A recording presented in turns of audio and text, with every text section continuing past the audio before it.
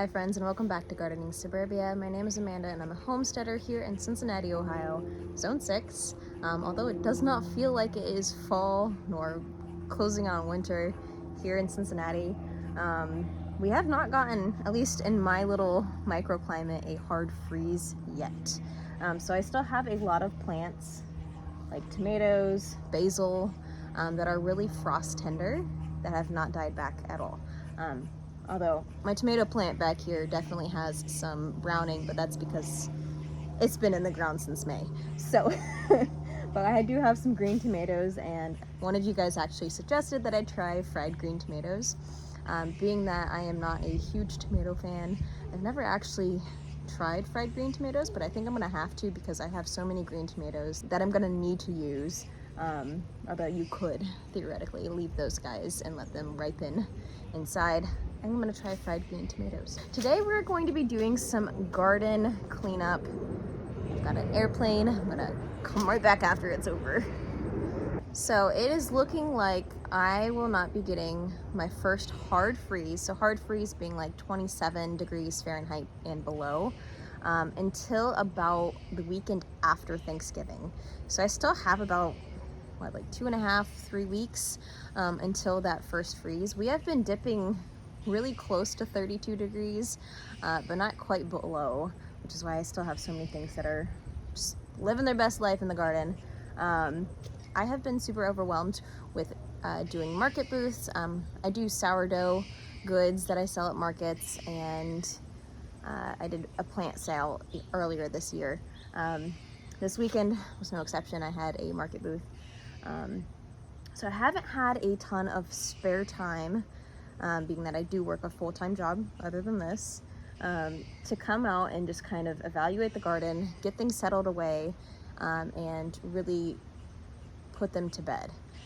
So I had one of my friends ask me on Instagram how I winterize my garden, how I prepare it for winter.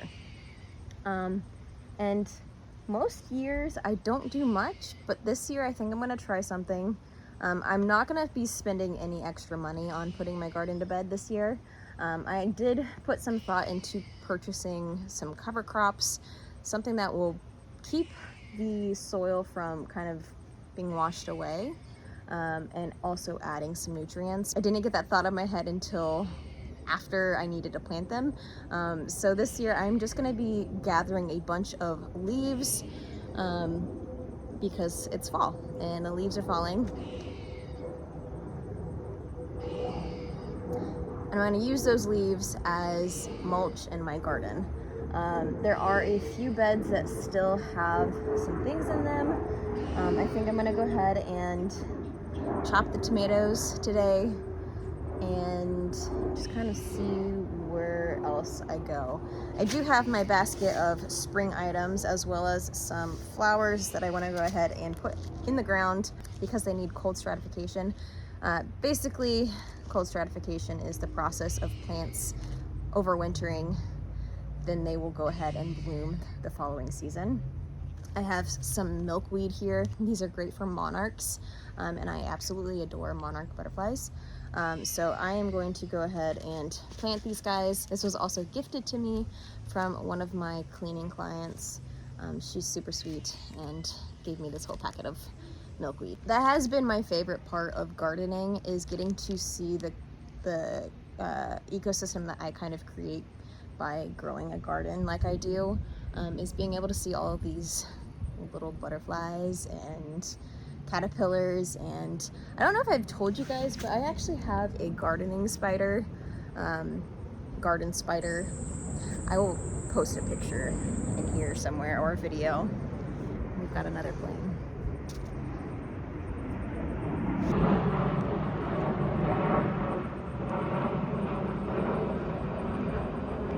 But it's been really cool to get to see all of the little critters that have come with just creating a garden. Again, blabbing on and on and on. Along with the milkweed, I have just some leafy greens that I'm gonna go ahead and plant in my greenhouse. And I think because it's not going to be so cold, I may even put a couple more plantings of lettuces in the garden. Besides putting the garden to bed, there's really not much left for this gardening season besides planting my garlic. I feel like there was something else. The garlic. I already planted all of my spring blooming flower bulbs. Oh, I have to dig up my dahlia tubers. But because we haven't had a very hard freeze, all of the greens on my dahlias are still green. They're not brown. And typically what you do with dahlias is that you wait for them to die back before you chop them, pull them out of the ground, and then put them away in storage. Unless you're in a zone that is warm enough during the winters that you can let them go ahead and overwinter in the ground. Here in Ohio, it does not stay very warm. This is very abnormal for me to be outside second week in November in a t-shirt. But anyway, let us get to putting this garden to bed.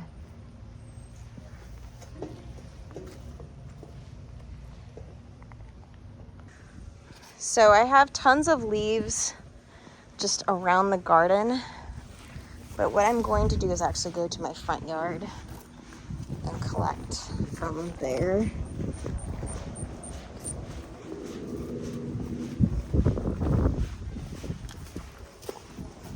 Because the front yard has tons of leaves.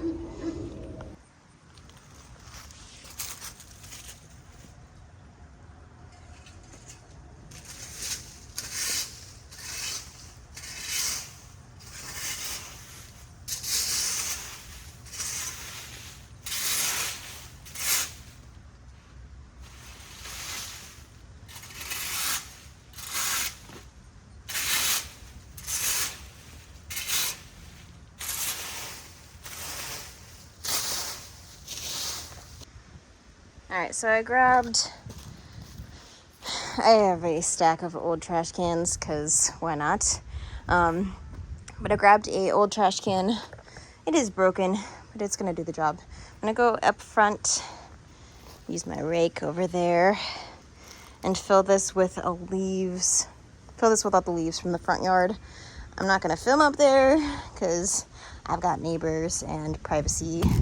But I'm gonna go ahead and fill this up, and then we'll go ahead and take care of cutting back any of the things that we need to cut back, harvest anything that we need to harvest, and whatever else comes to putting the garden to bed.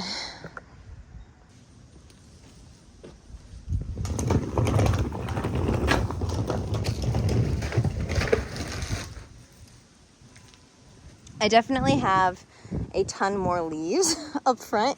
I kept smushing it down so I could fit as many as I could in this bucket. And as I was gathering leaves, I don't know if you guys can tell, but it's quite windy. So it made me think I definitely need to secure my leaves down. So I think I'm gonna either have to water them down really well, or put some kind of tarp or maybe cardboard over my beds so that the leaves just don't blow away. So we've gathered some leaves. I'm gonna go through and I guess just be brutal with the garden and just cut back things, and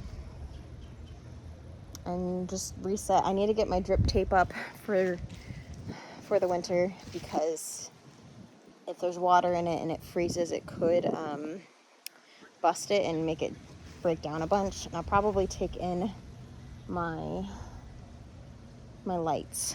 I'm gonna start with my tomatoes here, which I need to grab a container for any of the green ones. I have a little purple flower pot. This will work perfectly. Let's go through and harvest any of those guys, which I think the majority of them are on this side.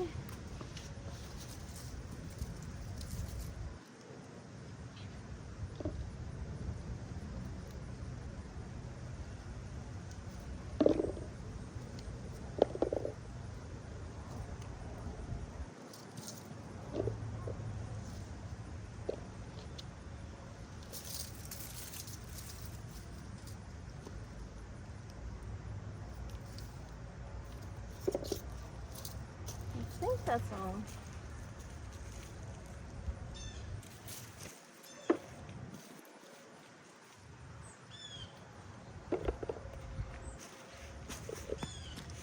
It's not a ton, but it's something. So now we can go ahead and cut these guys. For the tomatoes, I'm just gonna cut them at the base and leave all of the roots.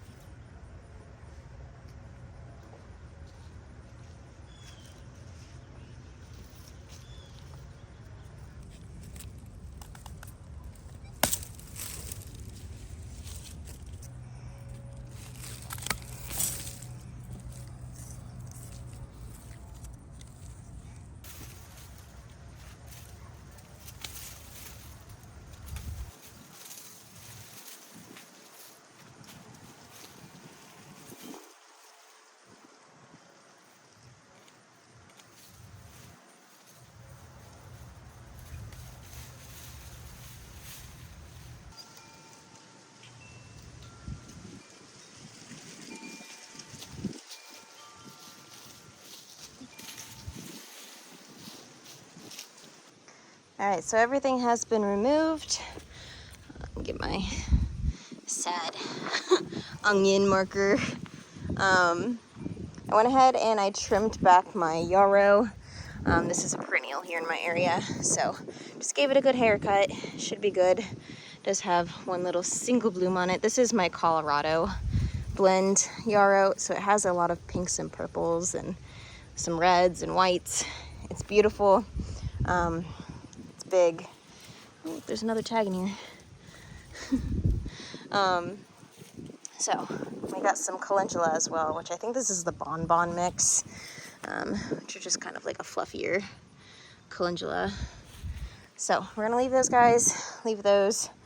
I've been harvesting some flowers off of that guy to dry. This guy is set to be topped with our leaves.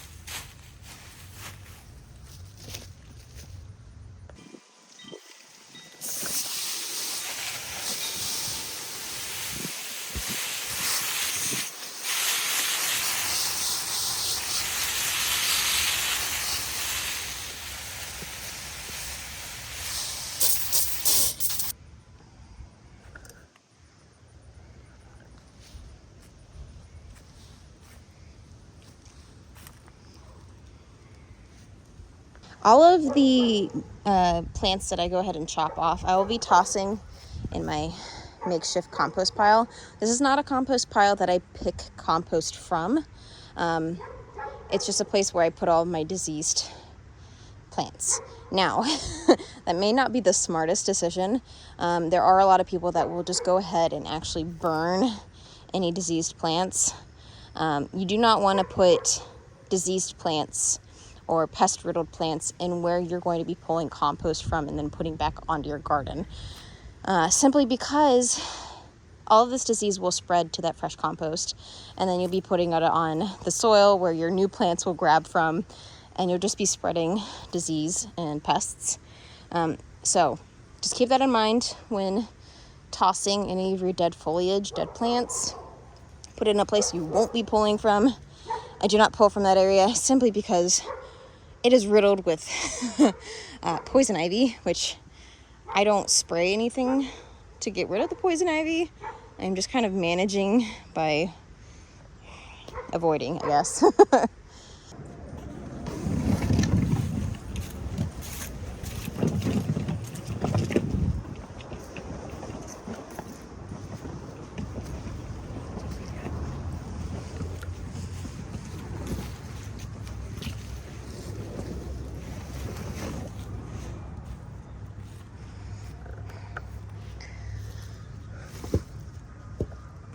All right, so this bed this year was mostly pumpkins. As you can see, I have some beans in here that I did not pick all of, and this whole bed has kind of been ravaged by the squirrels. And I had bunnies in here for a little bit. It looks like we have a head of garlic that I may have forgotten about. So, yeah. That is some garlic. Now, I definitely went to seed because these guys could be replanted, but I am not going to do that. These are going to get composted. Pretty much everything in this bed will be composted.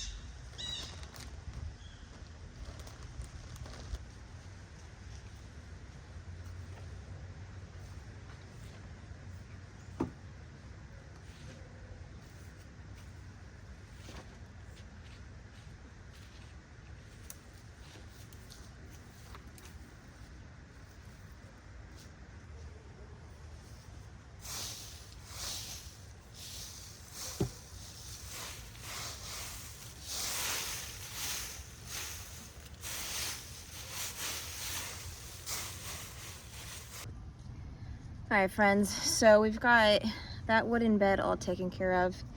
I went ahead and I actually had a bag of soil that my boyfriend's parents gave to me, and I went ahead and I topped the wooden bed with that soil to kind of fill it a little bit, and then I topped it with all of those leaves. I'm gonna go ahead and water it in. I did go in and grab some coffee, very much needed, and I think I actually am gonna go back inside and grab a jacket, because now that the sun has gone over my house, it is now shadowy and very cold back here. So I'm gonna get a jacket and I'm gonna finish getting my garden put to bed. If you guys have any questions or you guys have any tips for putting your garden to bed, please drop them in the comments below. I'd love to hear from you. And I hope you guys are having a wonderful November.